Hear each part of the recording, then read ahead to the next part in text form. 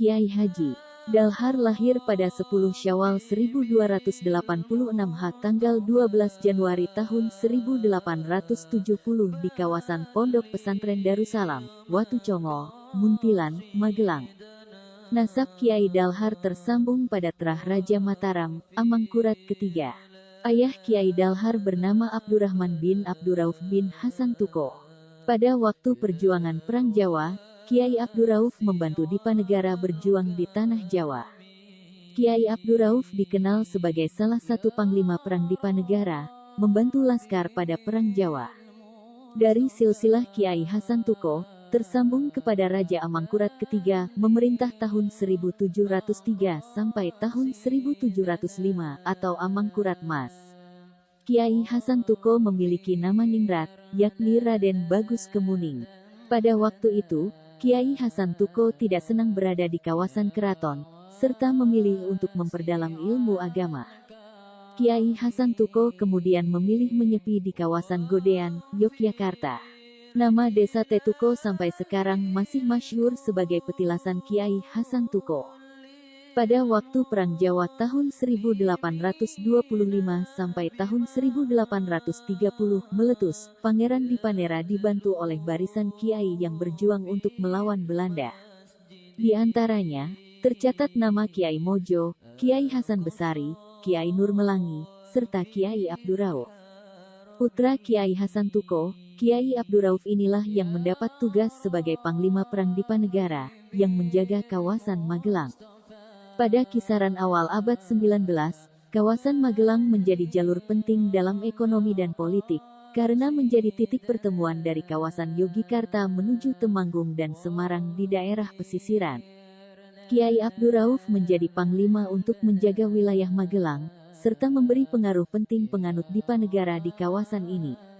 Demi menjaga kawasan Magelang dan mendukung pergerakan Dipanegara, Kiai Abdurrauf bertempat di kawasan Muntilan, yakni di Dukuh Tempur, Desa Gunung Pring, Muntilan.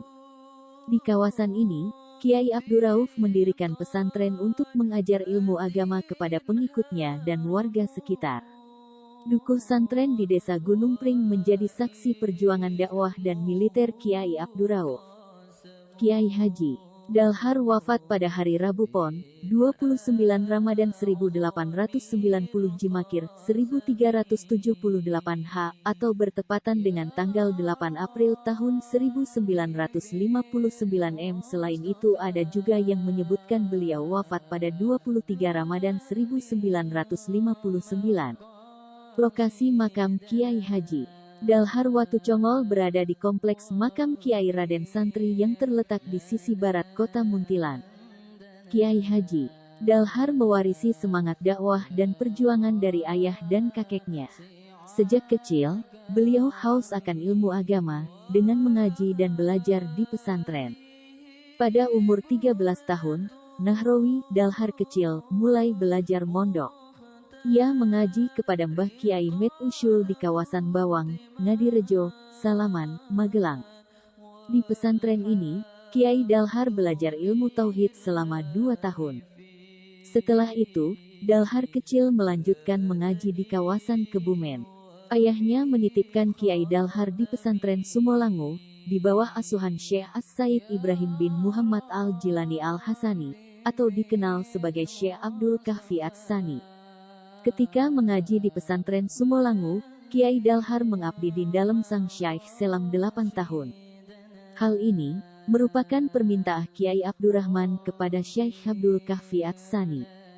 Pada tahun 1314 H. 1896, putra Syekh Abdul Kahfi Ats-Tsani berniat untuk belajar di Makkah. Sang Syekh memerintah Kiai Dalhar agar menemani putranya, yakni Said Muhammad Al-Jilani Al-Hasani. Di Makkah, 2 pemuda pengabdi ilmu ini diterima oleh Syekh Said Muhammad Babasyol Al-Hasani, yang merupakan kerabat dari Syekh Ibrahim Al-Hasani. Syekh Said Muhammad Babasyol, pada waktu itu merupakan mufti Syafi'iyah Makkah. Di Rubat kawasan Misfalah, Kiai Dalhar bersama Syekh Muhammad Al-Jilani Al-Hasani bermukim selama mengaji di Makkah. Pada tahun pertama Kiai Dalhar mengaji di Makkah, terjadi peristiwa penyerangan Hijaz oleh tentara sekutu. Tanah Hijaz yang masuk dalam kuasa Turki Utsmani diserang oleh tentara sekutu. Syekh Muhammad Al-Jilani mendapat tugas untuk berjuang membantu perlawanan Tanah Hijaz setelah 3 bulan mengaji. Sedangkan, Kiai Dalhar beruntung dapat terus mengaji selama 25 tahun di Tanah Suci. Di Tanah Hijaz, nama Dalhar menemukan sejarahnya, yakni pemberian dari Syekh Said Muhammad Babashol Al-Hasani, hingga tersemat nama Nahrawi Dalhar. Kiai Dalhar memperoleh ijazah Mursyid Tarikah Syaziliyah dari Syekh Muhtarom Al-Maki dan ijazah Aurat Dalailul Khairat dari Said Muhammad Amin Al-Madani. Dari jalur tarikah inilah, Kiai Dalhar dikenal sebagai mursyid, sufi, ulama alim, sekaligus penggerak perjuangan pada masa kemerdekaan di Indonesia. Kiai Dalhar menurunkan ijazah Tarikah Syaziliyah kepada 3 orang muridnya, yakni Kiai Iskandar Salatiga, Kiai Dimyati Banten, dan Kiai Ahmad Abdul Haq.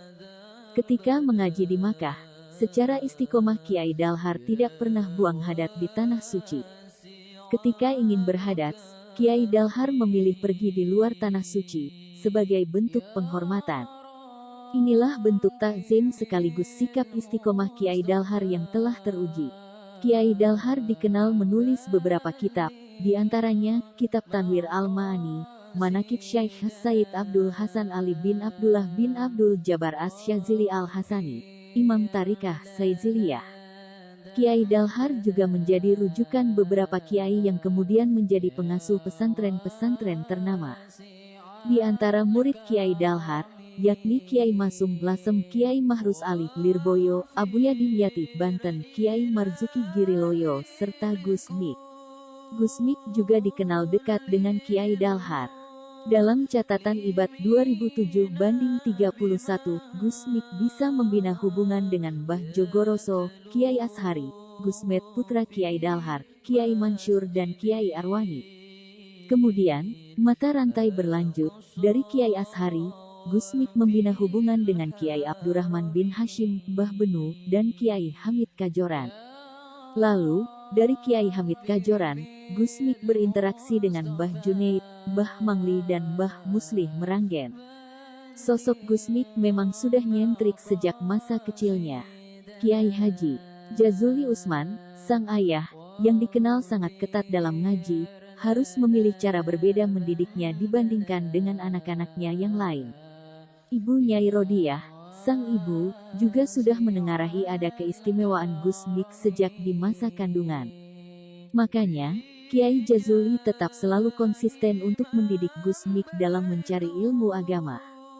Gus Mik kemudian dikirim ke pesantren Lirboyo Kediri. Di tengah-tengah pendidikannya di Lirboyo, Gus Mik justru pergi ke Watu Congol Magelang, ke pondok pesantren yang diasuh Kiai Haji Dalhar yang terkenal sebagai seorang wali di Magelang, Jawa Tengah. Kiai Haji Dalhar adalah seorang di antara 3 wali yang termasyhur di Jawa Tengah.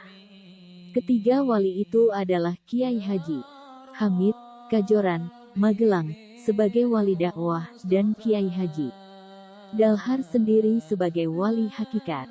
Akan tetapi, sejak Kiai Haji Dalhar wafat pada 1959, menurut sebagian pendapat, posisinya digantikan Kiai Haji Mangli, Muntilan, Magelang.